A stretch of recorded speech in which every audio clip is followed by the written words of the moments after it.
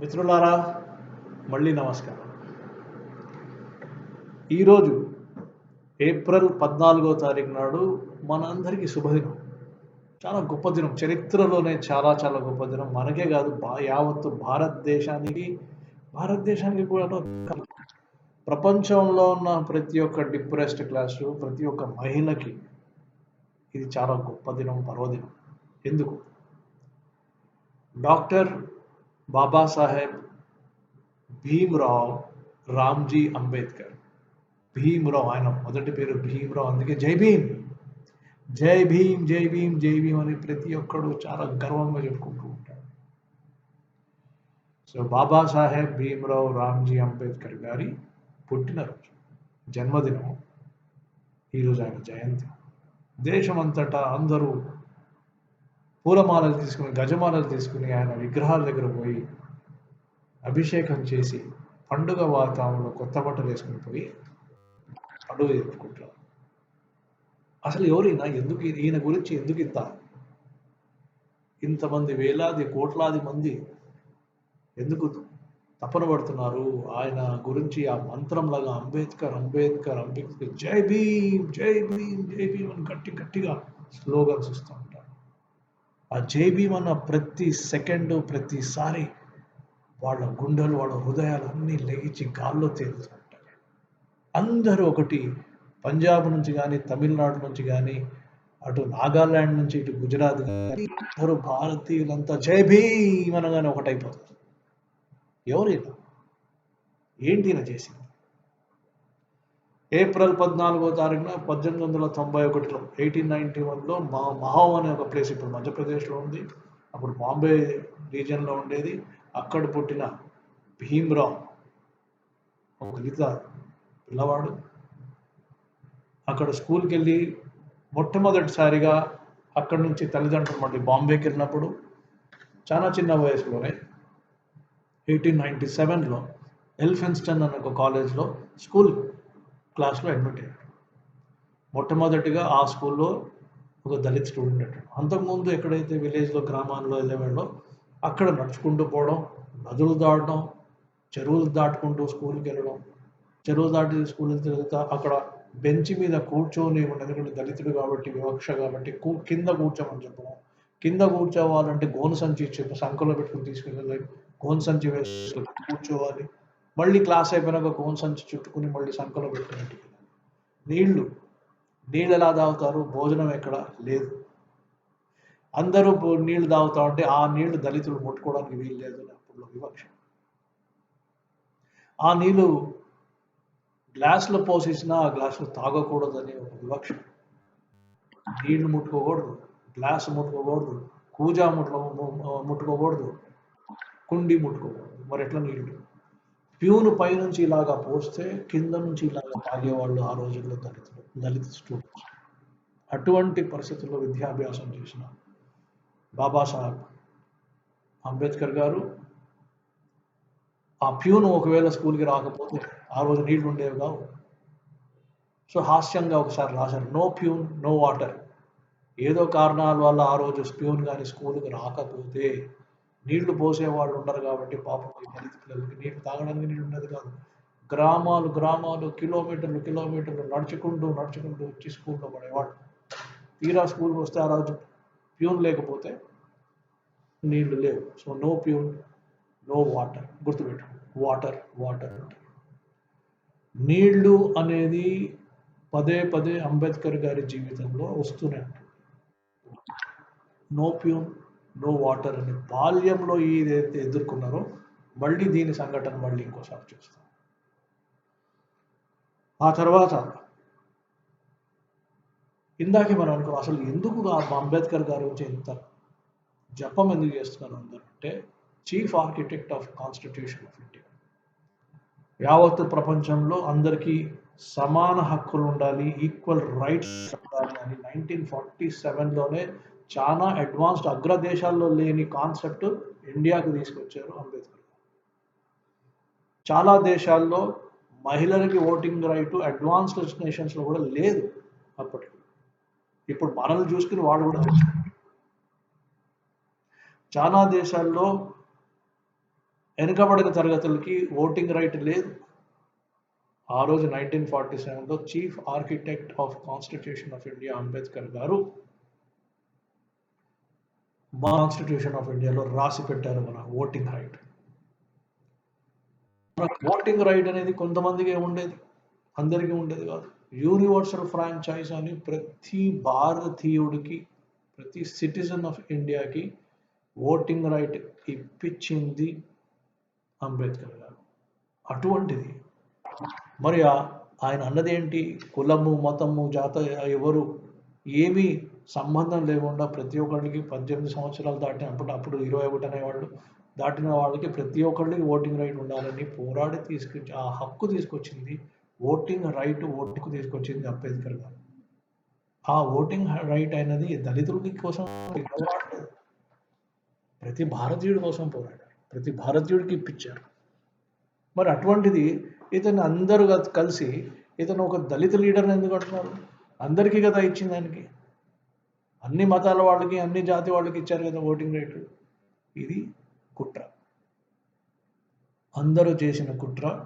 ఆయనని అందరి కోసం, ప్రతి భారతీయుడి కోసం ఆలోచన చేసిన అంబేద్కర్ గారిని అందరూ కలిసి మిగతా వాళ్ళు అతను దళితుడు, కేవలం దళితులకే లీడరు అని అలాగ పక్కన పెట్టేశారు.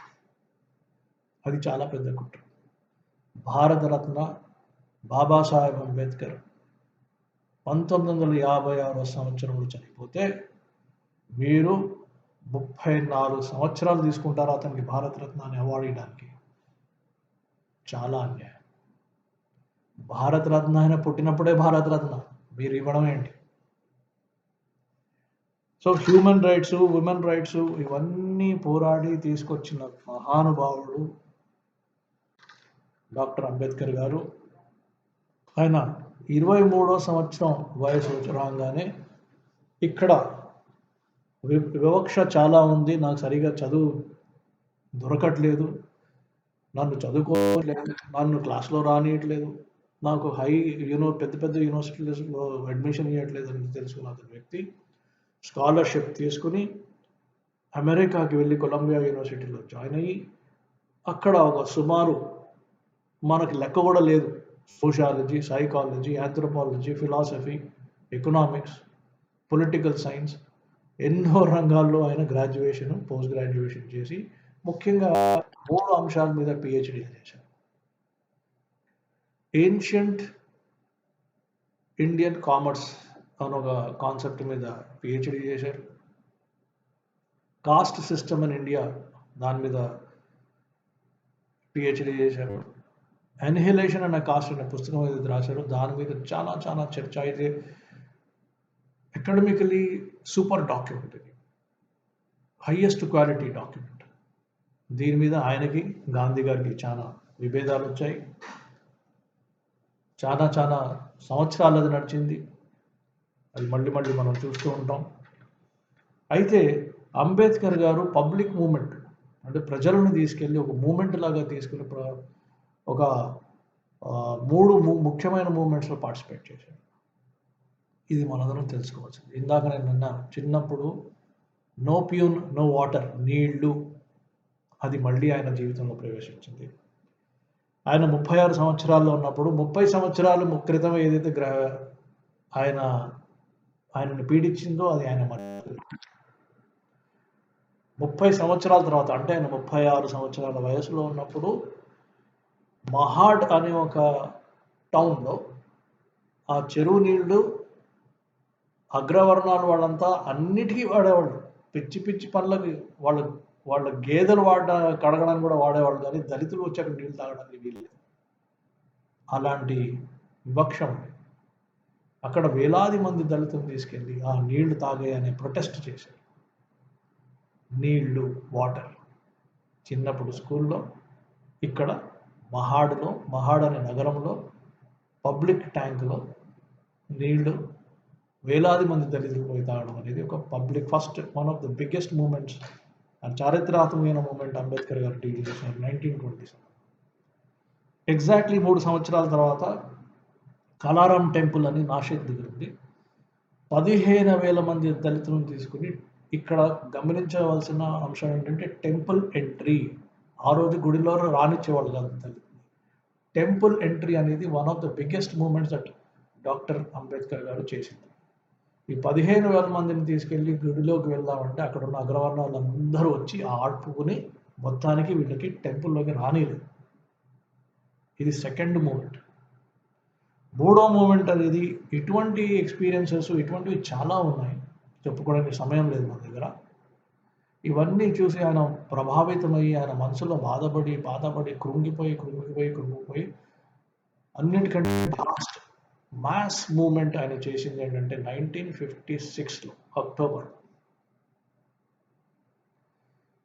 ఆయన ఫైనల్గా హిందూయిజంను వదిలేసి బౌద్ధ మతాన్ని బుద్ధిజంని అవలంబించారు. He got converted from Hinduism to Buddhism in 1956. అక్కడే అవ్వలేదు. ఆయన వెంబడ 5 లక్షల మంది వచ్చారు. 5 లక్షల మంది దళితులు వచ్చి హిందూయిజం నుంచి బుద్ధిజంకి ఆ రోజు కన్వర్ట్ అయ్యారు. సో ఈ 3 మూమెంట్స్ ఆయన చాలా పెద్ద మూమెంట్స్ ఆయన లీడ్ చేశారు.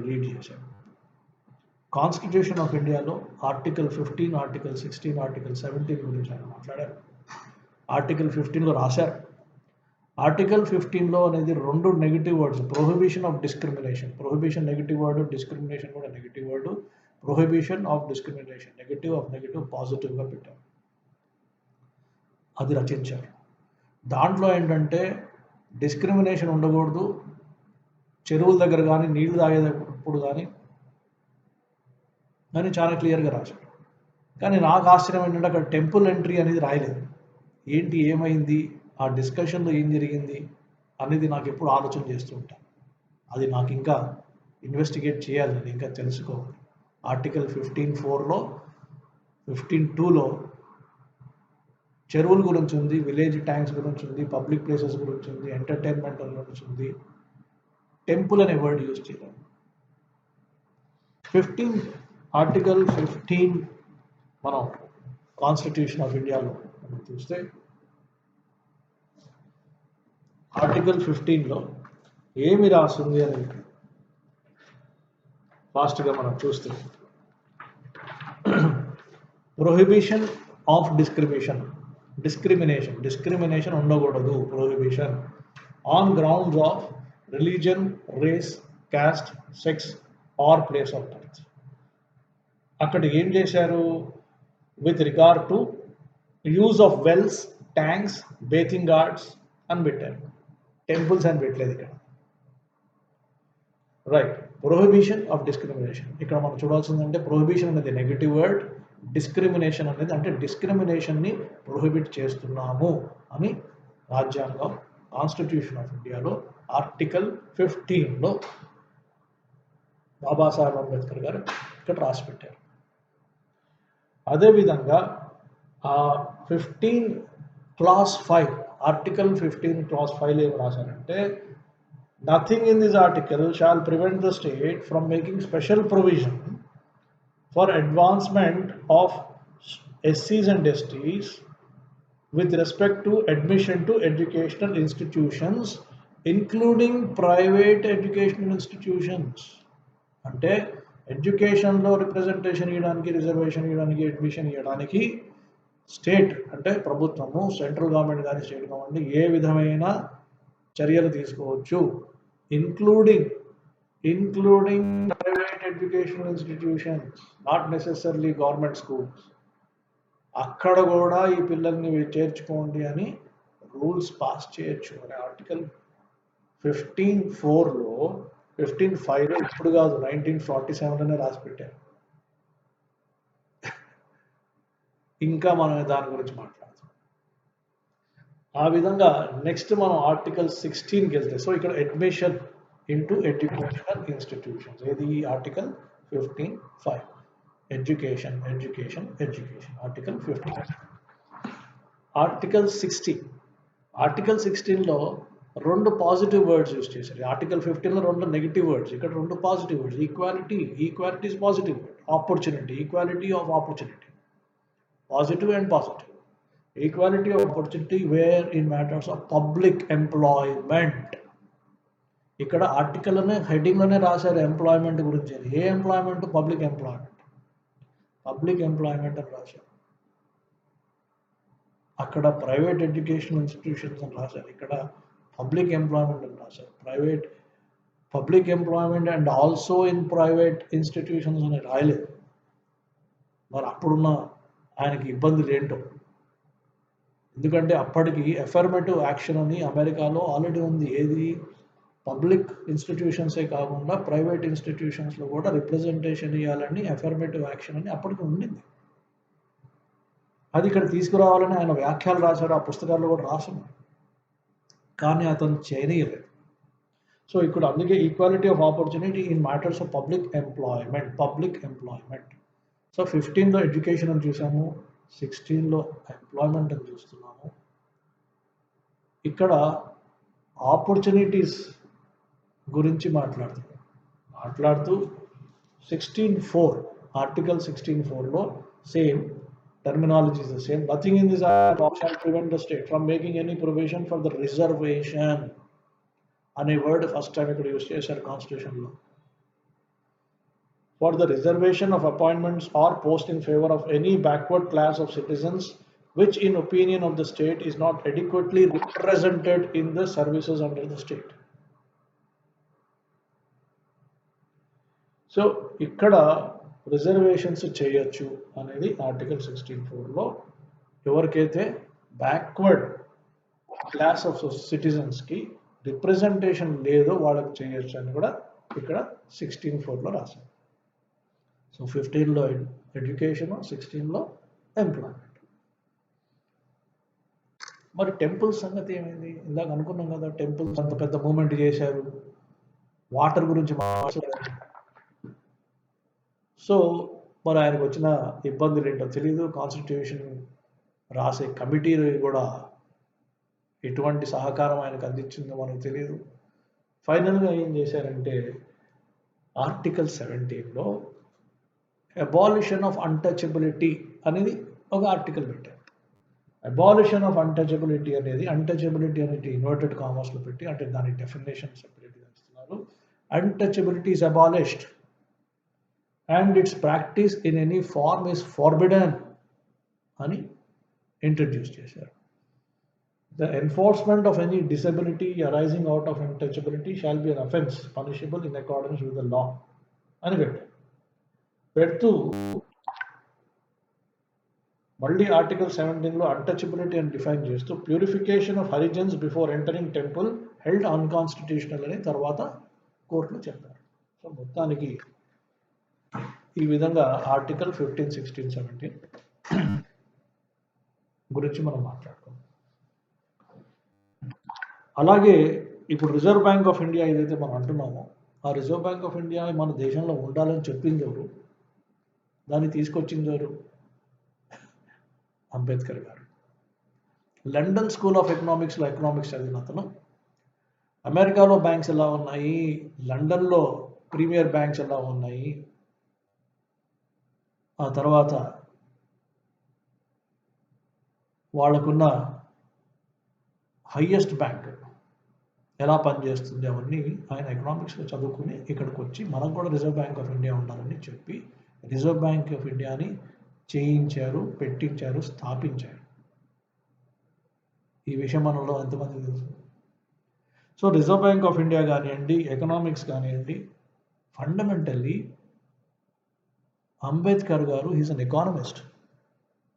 ఎకానమీ బాగుండాలి, ఎకానమీలో పార్టిసిపేట్ చేయాలి, విమెన్ పార్టిసిపేట్ చేయాలి, దళితులు పార్టిసిపేట్ చేయాలి, అందరూ పార్టిసిపేట్ చేయాలి, దేశాన్ని ఉద్ధరించాలి. దేశం అగ్రస్థానానికి వెళ్ళాలంటే మనం అందరం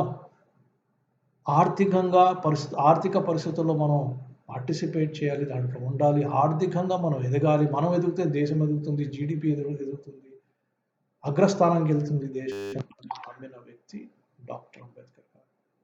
మిత్రులారా, పే బ్యాక్ టు సొసైటీ అని ఆర్టికల్ 15, ఆర్టికల్ 16 ద్వారా, ఆర్టికల్ 17 ద్వారా అంచెలంచెలుగా నా భారతీయులు, దళితులు చదువుకుంటారు, ఉద్యోగాలు సంపాదిస్తారు, పెద్దవాళ్ళు అవుతారు. అయిన తర్వాత వాళ్ళు మిగతా వాళ్ళని పైకి లాగుతారు. మిగతా సొసైటీకి వాళ్ళు పే బ్యాక్ టు సొసైటీ, వాళ్ళు తెచ్చుకున్నదంతా దాంట్లో కొంత భాగం వాళ్ళు కూడా ఇస్తారని పాపం ఆయన భావించారు. అందరూ ఆయనలాగానే మంచి మంచి హృదయంతో ఉంటారని అనుకున్నాం. నిజంగా పే బ్యాక్ టు సొసైటీ జరుగుతుందా భారతదేశంలో? ఆలోచన చేయండి. మీ మనసులో చూసుకోండి, మీ పక్కన చూడండి, మీ ఊళ్ళో ఉన్న వాళ్ళని చూడండి. ఎంతవరకు ఆయన ఆశయాల మేరకు మనము పే బ్యాక్ టు సొసైటీ చేస్తున్నామా లేదా, ఎంత చేస్తున్నాం అనేది గ్రహించండి. అందుకే మిత్రులారా, మనం ఏమనుకున్నామంటే ఈ అంశాలన్నీ దృష్టిలో పెట్టుకుని మనం మలుపు అనే కార్యక్రమం మొదలుపెట్టాం. 2 సంవత్సరాలు అయింది. మలుపులో మనం ఏమనుకుంటున్నాం అంటే మన వాళ్ళంతా ఆర్థికంగా అభివృద్ధి చెందాలి, ఉద్యోగాలు వస్తాయి, రిజర్వేషన్స్ ఉన్నాయని అనుకుంటున్నాం. కానీ మొత్తము దళితులు, ఆదివాసులు ఉన్నారు, యావత్ మొత్తం పాపులేషన్లో వాళ్ళకు వచ్చిన రిజర్వేషన్ కేవలం 3% మందికి రిజర్వేషన్ వచ్చింది. అది ఎడ్యుకేషన్ కావచ్చు, ఎంప్లాయ్మెంట్ కావచ్చు, పొలిటికల్ రిజర్వేషన్ కావచ్చు, ఏదైనా కానీ 3% జనాభాకే రిజర్వేషన్ వచ్చింది. మరి 97% జనాభా సంగతి ఏంటి? ఎల్లప్పటికీ ఈ రిజర్వేషన్ ఉంటుందా? ఉందా? మరి 3% కదా. 97% గురించి, వాళ్ళ గురించి ఏంటి? వాళ్ళకి పే బ్యాక్ టు సొసైటీ ఎవరు చేస్తున్నారు? జరగట్లేదు కదా. సో అందుకే మలుపులో మనం ఏమనుకున్నాం? మలుపులో మనం అందరం అనుకున్నది ఏంటంటే, లేదు, 72 సంవత్సరాలు మనం ఇలాగా సాగుతూ వచ్చాము, ఏదో జరుగుతుంది, ఎవరో తెచ్చిస్తారని ఎదురు చూస్తూ వచ్చాము. ఏమొచ్చింది? ఈ రోజు కూడా 40% దళితులు దరిద్రపు రేఖ కింద ఉన్నారు. మరి వీళ్ళందరూ ఎప్పుడు బాగుపడతారు?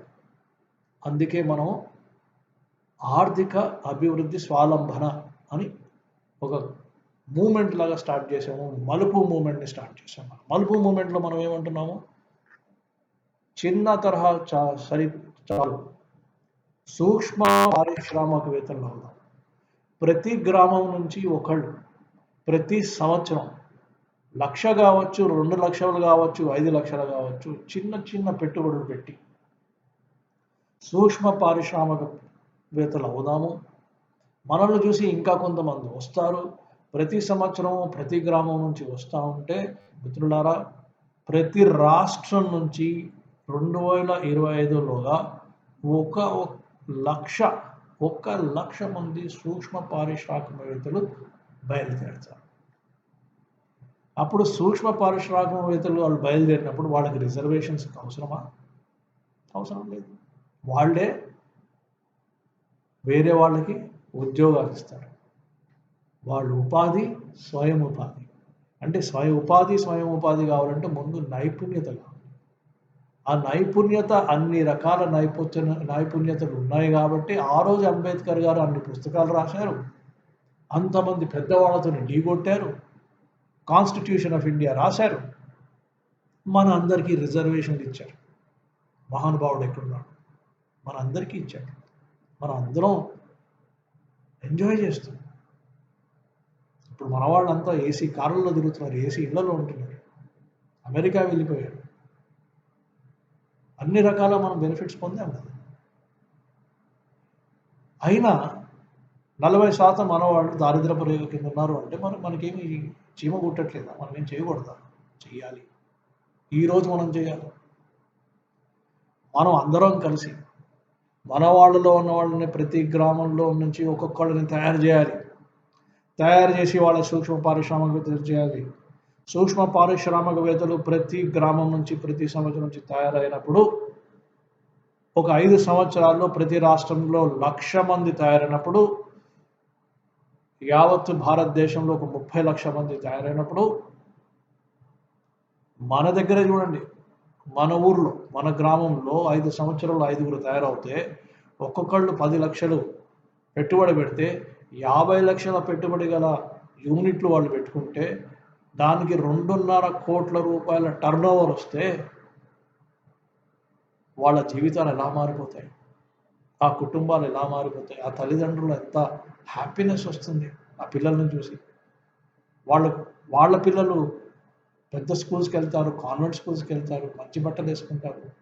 మీరు పోయి వాళ్ళని కార్లో పోయి స్కూల్లో డ్రాప్ చేసి వస్తారు. మంచి యూనిఫామ్ వేసుకుని ఉంటారు, వాళ్ళు శుభ్రంగా తయారై ఉంటారు. వాళ్ళు పెద్దగైనాక మళ్ళీ అమెరికన్ యూనివర్సిటీస్కి వెళ్ళి అంబేద్కర్ ఎలాగైతే కొలంబియా యూనివర్సిటీకి పోయి చదువుకున్నారు, మీ పిల్లలు కూడా పోయి చదువుకోవచ్చు కదా. ఆ పరిస్థితులు మీరు ఏర్పాటు చేస్తారా లేదా? ఆ పరిస్థితులు రావాలంటే దానికి బాధ్యులు ఎవరో తీసుకొచ్చి మీకు ఇస్తారా? మీరే చేయాలి కదా, మనమే చేసుకోవాలి కదా. అందుకే మిత్రులారా, మలుపులో మనం ఏమంటున్నాం, మనం ప్రతి ఒక్కళ్ళము ఒక నైపుణ్యత సంపాదిస్తాం ఈ సంవత్సరం. ఒక నైపుణ్యతను పోయి నేర్చుకుందాం. అది వెల్డింగ్ కావచ్చు, ఎకనామిక్స్లో కామర్స్లో టాలీ కావచ్చు, కంప్యూటర్లు కావచ్చు, తాపీ పని కావచ్చు, రాడ్ బెండింగ్ కావచ్చు, నర్సెస్ కావచ్చు, టీచర్ కావచ్చు, ఏదైనా సరే, రియల్ ఎస్టేట్లో కన్స్ట్రక్షన్ కావచ్చు, ప్లాస్టిక్ ఇండస్ట్రీ పెట్టచ్చు. ఇప్పుడు కరోనా ఉంది, కరోనాలో మాస్కులు తయారు చేయొచ్చు. ఏదైనా సరే ఒక ఎకనామిక్ యాక్టివిటీలో మనం పార్టిసిపేట్ చేయాలి. చేసి అంచెలంచెలుగా మనం ముందుకు పోవాలి, అడుగడుగునా ముందుకు పోవాలి. ప్రతి సంవత్సరం ప్రతి గ్రామం నుంచి ఒకరు ముందుకు రావాలి. మనం ఎవరికంటే తక్కువ లేము, మనం వెనక పడకూడదు. ఇంకా ఇదే పని ఒక 2 తరాల ముందు జరుగుంటే ఈరోజు మీరంతా అమెరికన్ యూనివర్సిటీలో పెద్ద పెద్ద మల్టీనేషనల్ కంపెనీస్కి మీరే కూడా middle management, top leadership, top మేనేజ్మెంట్లో ఉండేవాళ్ళు కదా. ఇప్పుడు చూస్తున్నారు అన్ని ఇండియన్ నేమ్స్ కదా అక్కడ ఉన్నది. మల్టీనేషనల్ కంపెనీస్లో ఉన్నది ఎవరు? సుందర్ పిచ్చే అంటున్నాం, సత్య నాదెల్లా అంటున్నాం, వాళ్ళంతా ఎవరు? మన భారతీయులే. వాళ్ళు అక్కడికి వెళ్ళి అంత టాప్ పొజిషన్స్కి ఎందుకు వెళ్ళగలిగినారు? వాళ్ళకి విద్యాభ్యాసం చేయడానికి, మిగతా పనులు చేయడానికి అవకాశం దొరికింది. వాళ్ళు ఇన్వెస్ట్మెంట్ పెట్టారు, చాలామంది చదువుకున్నారు, వాళ్ళు ఇండస్ట్రీగా ఎదిగారు.